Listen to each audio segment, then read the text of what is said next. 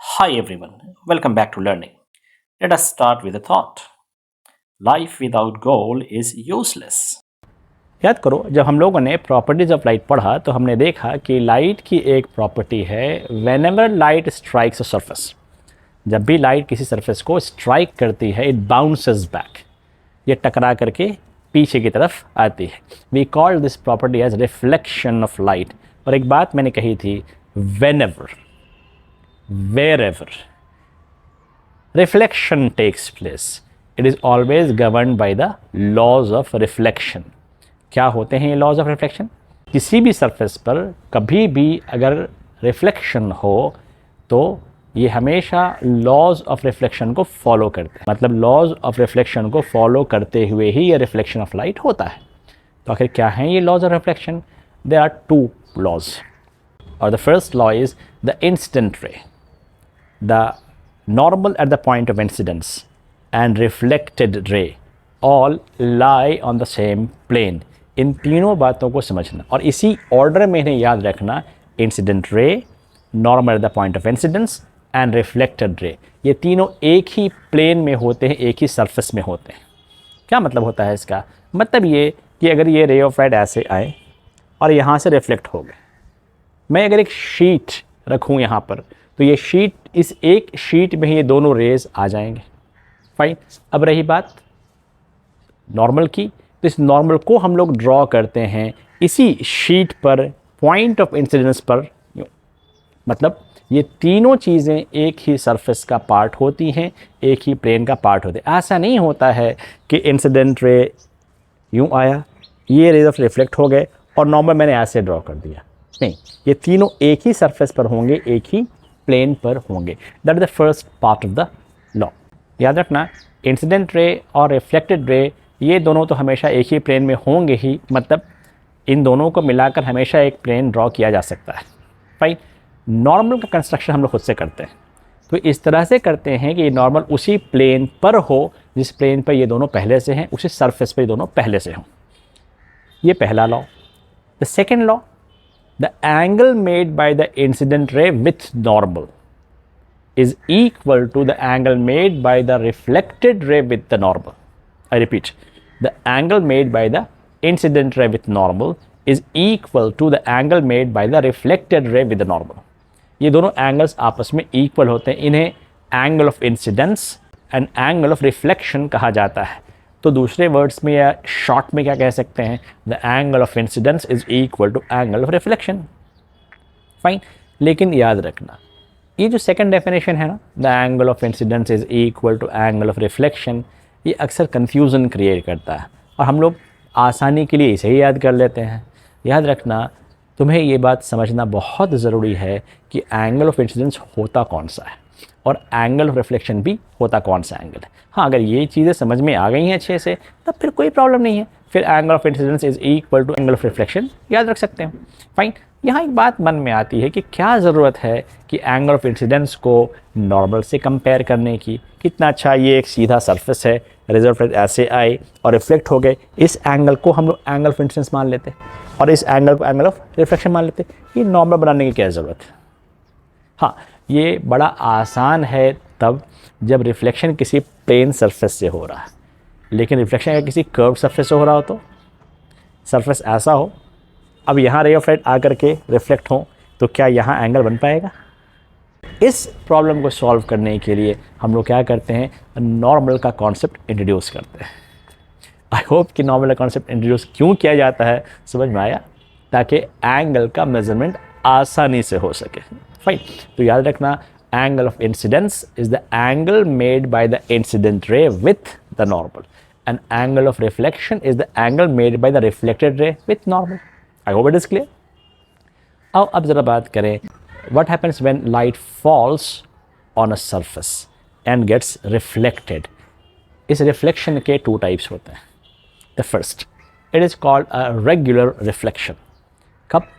जब लाइट किसी ऐसे प्लेन एंड स्मूथ सरफेस पे फॉल करे कि जो जैसे लाइट की एंट्री हो रही है वैसी लाइट का रिफ्लेक्शन हो। For example, if parallel beam of light falls on a flat smooth surface, the reflected ray will also be parallel to each other. इस तरह के रिफ्लेक्शन को हम लोग रेगुलर रिफ्लेक्शन कहते हैं। पता है, ज़रा सोचो, लाइट जिस तरह से आ रही है वैसी लाइट जा रही है, तो अगर कोई इस रिफ्लेक्टेड रे को देखे तो क्या दिखाई देगा उसे? जो ऑब्जेक्ट जिस सोर्स से लाइट आ रही है उसी सोर्स से लाइट के आने का एहसास को होगा, मतलब उसे वो ऑब्जेक्ट दिखाई देगा। याद रखना, रेगुलर रिफ्लेक्शन से इमेज फॉर्मेशन होता है, ऑब्जेक्ट का ऑप्टिकल अपीयरेंस। फाइन, देखेंगे इसे। और दूसरा रिफ्लेक्शन, अगर rays of light rough surface पर फॉल करें जो स्मूथ नहीं है, तो ऑब्वियस सी बात है हर रे ऑफ लाइट के लिए एंगल ऑफ इंसिडेंस डिफरेंट होगा, तो सबके लिए एंगल ऑफ रिफ्लेक्शन भी अलग अलग होगा। तो जो रिफ्लेक्टेड रेज हैं वो तो बिखर जाएंगे, they'll get reflected in all possible directions। इस तरह के रिफ्लेक्शन को हम लोग इरेगुलर रिफ्लेक्शन या डिफ्यूज रिफ्लेक्शन कहते हैं। और ये डिफ्यूज रिफ्लेक्शन ही रीज़न है किसी ऑब्जेक्ट के दिखाई देने का। इनफैक्ट अगर किसी सरफेस से रेगुलर रिफ्लेक्शन हो, वो सरफेस दिखाई नहीं देगा, बल्कि वो ऑब्जेक्ट्स दिखलाई देंगे जिन ऑब्जेक्ट्स के लाइट उस पर फॉल हो रहे हैं। लेकिन अगर किसी सरफेस से इरेगुलर रिफ्लेक्शन या डिफ्यूज रिफ्लेक्शन हो रहा हो तो हमें वो सरफेस दिखाई देगी। सोचना इस बात को। पिछले लेक्चर में हम लोगों ने ऑब्जेक्ट के बारे में सीखा कि ऑब्जेक्ट क्या होते हैं, और उसी डिस्कशन को कंटिन्यू करते हुए हम लोग इमेज के बारे में समझने की कोशिश करें कि इमेज क्या होता है। पिछले लेक्चर में हम लोगों ने समझा कि ऑब्जेक्ट होते क्या हैं। Let's make a very fast recap. Object is anything that gives out light. हर वो चीज़ जिससे लाइट निकले वो एक ऑब्जेक्ट है। और इस लेक्चर में हम लोग समझें कि इमेज क्या होता है। इस डेफिनेशन को अच्छे से समझना, try understanding each word of the definition. What is an image? N image is an optical appearance of an object formed by actual or apparent meeting of rays of light, either reflected by a mirror or refracted through a lens। आओ ज़रा एक एक term को समझें। Image is an optical appearance of an object. याद रखना, object ये कोई भी चीज़ ऑब्जेक्ट हो सकती है, फाइन, लेकिन कोई ऑब्जेक्ट लाइट के टर्म में कैसा है, मतलब किस तरह से किसी ऑब्जेक्ट से लाइट निकलती है, किस पैटर्न में, कौन से कलर की लाइट किस ऑर्डर में निकलती है, दैट ऑप्टिकल अपीयरेंस, इस ऑप्टिकल अपीयरेंस की बात यहाँ होती है। तो इमेज क्या है? ये एक ऑब्जेक्ट का ऑप्टिकल अपीयरेंस है, यानी ये एक ऐसा अपीयरेंस है, ये दिखने में एक ऑब्जेक्ट जैसा ही है, मगर किस तरह से? जिस तरह से वो ऑब्जेक्ट लाइट के निकलने के टर्म में हमें दिखता है। So an image is an optical appearance, किसका? ऑब्जेक्ट का। अब ये बना कैसे? ऑब्जेक्ट की तो अपनी लाइट होती है, लेकिन इमेज की अपनी लाइट नहीं होती। इनफैक्ट ऑब्जेक्ट से जो लाइट निकलती है, इस लाइट का या तो किसी मिरर से रिफ्लेक्शन हो या फिर किसी लेंस से रिफ्रैक्शन हो। जब ऑब्जेक्ट से निकलने वाली लाइट किसी मिरर से रिफ्लेक्ट होकर या किसी लेंस से रिफ्रैक्ट होकर किसी एक जगह पर मिले या फिर मिलते हुए मालूम हो, ये दो बातें समझेंगे हम लोग, तो उस जगह पर हम कहते हैं कि ऑब्जेक्ट का इमेज बना। इनफैक्ट ज़रा सोचो, किसी लेंस से या मिरर से रे ऑफ लाइट निकल करके कहीं पर मिल रही हैं। सपोज़ यहाँ पर रेज ऑफ लाइट मिल रही, तो यहाँ पर मिलने के बाद ये रेज ऑफ लाइट फिर यहाँ से आगे बढ़ेंगी, फिर आगे मिलकर आगे बढ़कर फैलेंगी। ये वैसे ही फैलेंगी जिस तरह से एक ऑब्जेक्ट से निकल करके ये फैलते हैं। तो ज़रा सोचो, जिस तरह से ऑब्जेक्ट से रेज ऑफ लाइट निकले, वैसे ही किसी और जगह से रेज ऑफ लाइट निकलना शुरू हो जाएं, तो वहाँ पर ऑब्जेक्ट के होने का एहसास होगा। बस इसी एहसास का नाम उस प्लेस के लिए इमेज है कि वहाँ पर इस ऑब्जेक्ट का इमेज फॉर्म हो रहा है। इसी तरह से जहाँ पर रेज ऑफ लाइट मिले या मिलते हुए मालूम हो, चलो एक केस लेते हैं। जब किसी मिरर से रेज ऑफ लाइट रिफ्लेक्ट हों या किसी लेंस से रेज ऑफ लाइट रिफ्रैक्ट हों, ये भी तो पॉसिबल है कि रेज ऑफ लाइट मिलने के बजाय फैल जाएं, आई मीन कन्वर्ज होने के बजाय डाइवर्ज हो जाएं। तो अगर ये डाइवर्जिंग रेज किसी ऑब्जर्वर के से हमारी आँखों में एंटर करे और ये उसी तरह से डाइवर्ज हो जिस तरह से किसी ऑब्जेक्ट से डाइवर्ज होती हैं, तो जहाँ पर से ये रेज ऑफ लाइट डाइवर्ज होते हुए मालूम हो रही हैं, वहाँ पर इस ऑब्जेक्ट का ऑप्टिकल अपीयरेंस यानी इमेज दिखेगा। नहीं समझे? और समझते हैं। सपोज़ मैं एक ऑब्जेक्ट हूँ, सपोज़ कि मैं ऑब्जेक्ट ही हूँ, मुझसे रेज ऑफ लाइट निकल रही है। मुझसे निकलने वाले रेज ऑफ लाइट मेरे सामने प्रेजेंट एक लेंस से रिफ्रैक्ट होकर फैल जाएं। अब यहाँ से रेज ऑफ लाइट यूँ फैलेंगे, फाइन। अब अगर ये रेज ऑफ लाइट से और ज़्यादा फैलने लग जाए, तो अगर मैं इसे ट्रेस बैक करूँ तो ये यहीं पर से फैलते हुए दिखाई देंगे। तो जहाँ पर से ये फैलते हुए दिखाई दें या फील हो या महसूस हो, इसी जगह पर हम कहेंगे कि उस ऑब्जेक्ट का इमेज बन रहा है। ये जो इमेज है ये actual meeting of rays of light से नहीं बन रहा है। यहाँ रेज ऑफ लाइट मिलते हुए मालूम होते हैं या फिर यहाँ से रेज ऑफ लाइट डाइवर्ज होते हुए मालूम होते हैं। तो इस पॉइंट पर हम कहते हैं कि एक ऑब्जेक्ट का वर्चुअल इमेज बना। वर्चुअल इमेज यानी एक और इमेज बना था जहाँ actual meeting of rays of light हुई थी, उसे क्या कहेंगे? Real image. हाँ, समझना, based on the way of meeting of rays of light, image के 2 टाइप्स होते हैं। वो इमेज जो actual meeting of rays of light से बने उसे हम लोग रियल इमेज कहते हैं, और वो इमेज जो apparent meeting of rays of light से बने उसे हम वर्चुअल इमेज कहते हैं। इसके अलावा और भी डिफरेंसेस हैं। ज़रा सोचो तो, रेज ऑफ लाइट एक्चुअली कहीं पर मिल रहे हैं, से ये रेज ऑफ लाइट यहाँ आकर के मिल जाए इस पॉइंट पर। अब अगर यहाँ पर मैं एक स्क्रीन लगा दिया तो स्क्रीन से रेज ऑफ लाइट रिफ्लेक्ट होंगे।